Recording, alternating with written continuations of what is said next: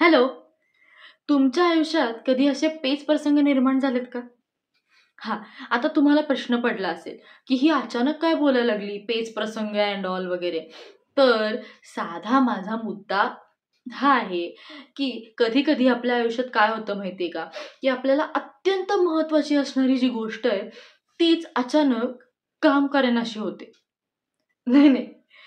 कसं आहे, काही गोष्टी आपल्याला अगदी लक्झरियस आपण जरी म्हटल्या, तरी नाही म्हटलं तरी गरजेला अगदी उपयोगाच्या असतात.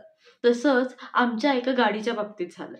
म्हणजे एक जी गाडी आहे आमची फोर व्हीलर, तिचे अचानक गिअर चालणं बंदच झालं. बरं आता असं का झालं? कशामुळे झालं? काहीच समजेना. खरं तर माझं सध्या नाटक होतं. म्हणजे आज आमची स्पर्धा होती महिला कामगारची आणि गुड न्यूज ही आहे, की आम्हाला आमच्या संघाला सांघिक दुसरा नंबर मिळालेला आहे स्पर्धेत. हां. सो मला त्याविषयी प्रचंड आनंद होतोय. बरं. सो मुख्य मुद्द्यावर येऊया आपण. यातनं हा विषय निघाला म्हणून तुमच्याशी मी या विषयावर बोलले. तर काय झालं, मी परवा अशीच माझी गाडी घेऊन प्रॅक्टिसला गेले होते आणि मध्यंतरी जी अभिवाचनाची स्पर्धा होती त्याचा निकाल होता. मग डिपार्टमेंट सगळं आवरून मग मला जायचं होतं निकालाला, भालजी पेंढारकरवर. नाही सॉरी, देवल क्लबला. अभिवाचनाच्या स्पर्धा देवल क्लबला होत्या आणि भालजी पेंढारकरवर आज महिला कामगार होतं.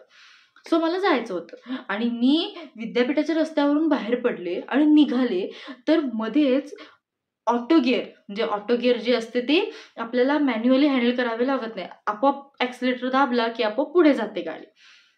तर काय होतं, की आपोआप एक म्हणजे पहिल्या गिअरवर असलेली गाडी आपोआप न्यूट्रलवर जात होती. असं खूप वेळेला झालं. मला काही केलं समजेच ना. काय होतंय? काय होतंय? मी शेवटी वैतागून एका पॉइंटला बाबांना फोन केला. माझे बाबा बिचारे दमून हॉस्पिटलमधनं दिवसभर काम करून आले होते. नुकतेच झोपायला जाणार, तेवढ्यात त्यांना माझ्यासाठी माझी टू व्हीलर घेऊन यावं लागलं. आणि ॲक्चुअली त्या दिवशी काय झालं होतं, की मला गाडी हवी होती. सो आई म्हणाली होती, की "ठीक आहे, एक दिवस तू गाडी घेऊन जा." म्हणून मी आपली उत्साहाने गाडी घेऊन गेले आणि झालं काय? तर गाडी बंद पडली. पुढेच जाईना. बरं त्यानंतर गाडी रिपेअरिंगला दिली आणि त्यांनी असं सांगितलं, की गाडीचे गिअर बॉक्स खराब झाले. म्हटलं छान. आणि गाडी मिळायला एक साधारण आठवडा किंवा एक 10 दिवस जातील. आता असं बोलल्यानंतर पेच प्रसंग निर्माण झाला. कारण माझ्या आईला जायचं असतं क्लिनिकला. बरं, आमची जी दुसरी गाडी आहे ती जराशी मोठी आहे. त्यामुळे राजारामपुरीतल्या गल्ल्यात ती एवढी मोठी गाडी घेऊन जाता येत नाही. मग आईला जावं लागतं रिक्षानी आणि रिक्षाच्या खड्ड्यांमुळे तिला होतो त्रास. तसं नाही म्हटलं तरी रस्त्यावरच्या खड्ड्यांमुळे आणि रिक्षानी गेल्यामुळे आपल्याला प्रत्येकाला त्रासच होतो. तो काही भागच नाही. मग त्यामुळे तिला रिक्षाने प्रवास करावा लागतो. टू व्हीलर माझ्याकडे असते. मग कसं, कसं, कसं? बरं आजही मला गाडी लागणार होती कारण माझ्याकडे माझी सगळी नाटकाची प्रॉपर्टी होती. मग करणार काय? मग काय तशाच ॲडजस्टमेंट करत, करत, करत, करत, करत रोजच्या आमच्या धावपळीच्या शेड्यूलमध्ये आम्ही काहीतरी ॲडजस्टमेंट करतो.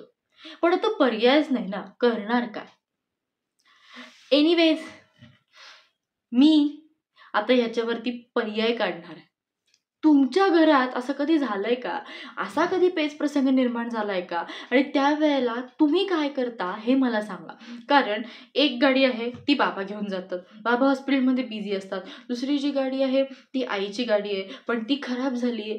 ती तिकडे मेकॅनिककडे आहे रिपेअरिंग करायला. माझी जी टू व्हीलर आहे ती टू व्हीलर मी घेऊन जाते आणि आई टू व्हीलर चालवत नाही कारण तिला टू व्हीलर चालवल्यानंतर काही अंशी त्रास होतो. मग या सगळ्या पेच प्रसंगातनं रोज रिक्षाने जाऊन स्वतःच्या पाठीची वाट लावून घ्यायची कारण रस्त्यात खड्डे आहेत. रिक्षावाल्यांचीही काही चूक नसते. खड्डे रस्त्यात इतके आहेत की त्या ह्याच्यामुळे आपण टू व्हीलरने जावो किंवा साधं चालत जाऊ, आपल्याला काही ना काहीतरी इजा होतेच. म्हणजे साधं आपण चालत गेलो टॉक, टॉक, टॉक, टॉक करत आणि आपोआप खड्ड्यात पाय पडला की पाय मुरगळला, ठेच लागली, या गोष्टी होतात. एनिवेज ते जाऊ दे. पण मग अशा वेळेला काय करायचं? बसने जाणं बरोबर आहे. पॉइंट आहे.